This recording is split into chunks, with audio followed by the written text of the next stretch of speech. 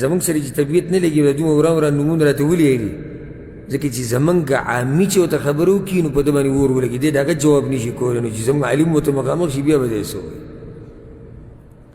بل هېڅ چا سره طبیعت نه خرابېږي ټوله یو قصه ده خو چې ورته ووایي چې دا اهل حدیث دی او سلفي دی او موحد دی نو په ده باندې داسې خوله را روانه شي یخه خوله یخه چې دا راته څه جاکه دلته پیدا شو ښه نو دی به لګیایي ګوره په سپیکر کې به وایي دلته فتنه پیدا شوې ده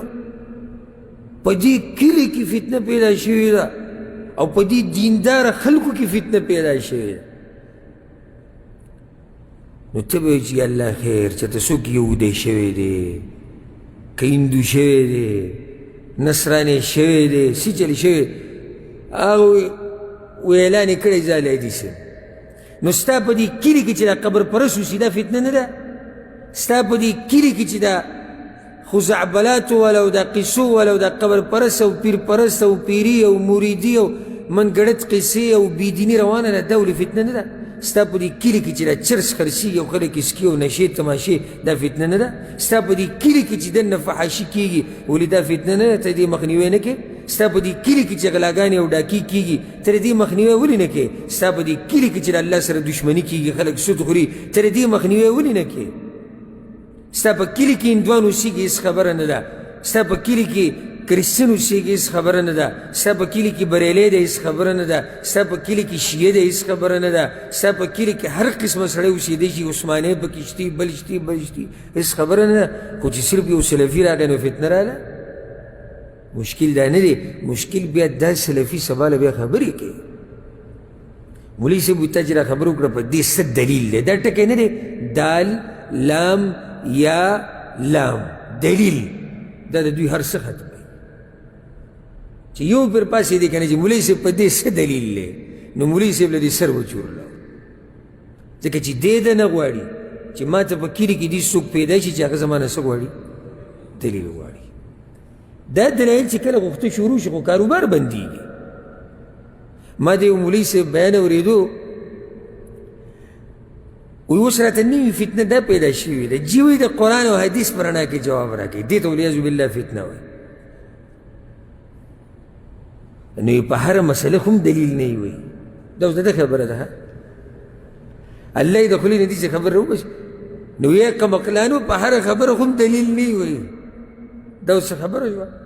چې دلیل بینی نو ته دین څنګه ګرځې چې دلیل بینی چې بیا خو دین نه دی او چې دلیل وي بیا به دین منو نو یې د ځان نه هم لیوني جوړ کړي دلیل په هره خبره خو دلیل نه نو چې دلیل بینی بیا دین نه دی خو افسوس دا مخامخ چې کم ناسي دا چې ورته زنده آباد او مرده آباد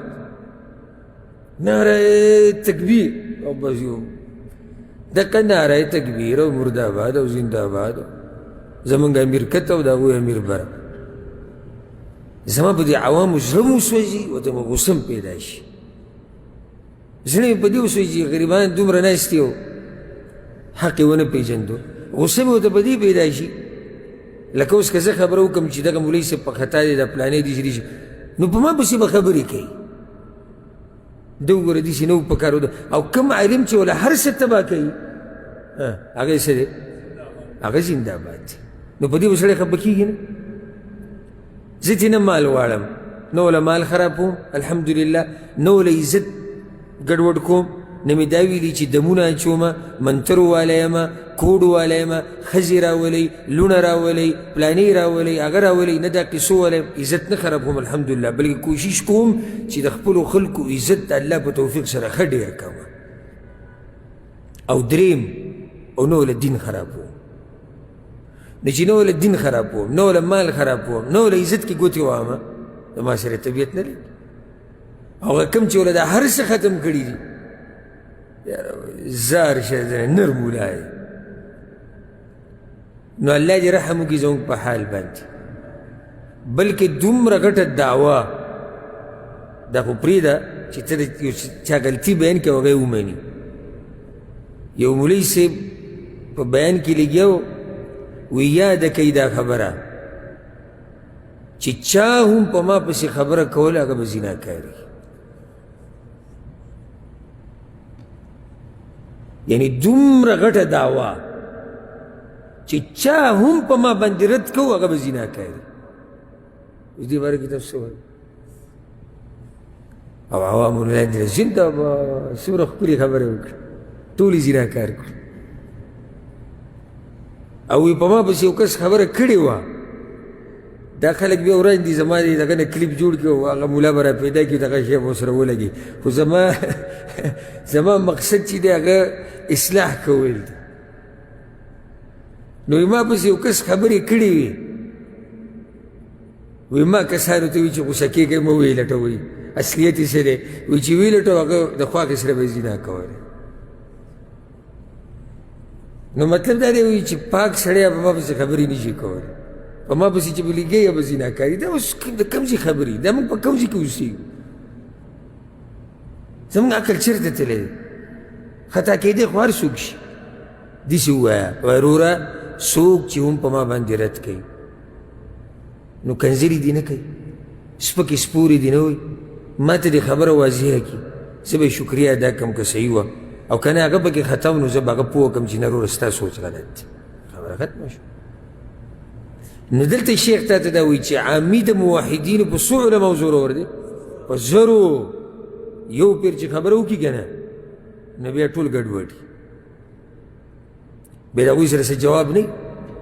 بیا دغه کنځلې او دا سپکې سپورې او دا بدې ردې ورته وایي په یوه خبره باندې ورته بدې ردې وایي او راټینګې کړي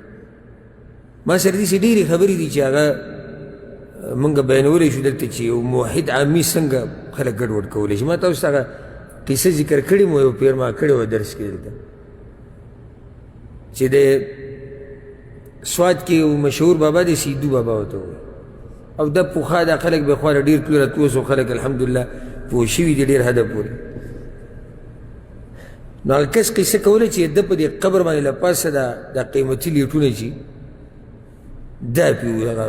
څه وایي دې ته فانوس او دغه دا غټ غټ لیټونه قیمتي دا پې وي نو هغه چېرته چا پټ کړی قیمتي لیټو چا به سوچ کړی چې د غریب وږی شی تږی شی به راشي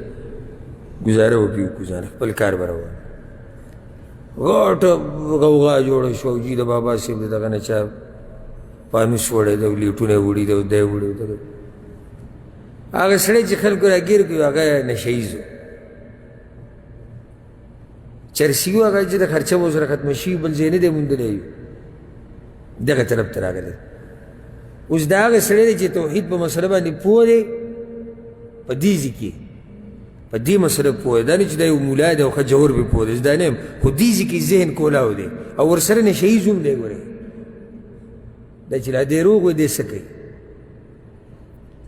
وی سړی تاڼې ته راوړی دی والې ټکولی دی تا څنګه شی وړی دی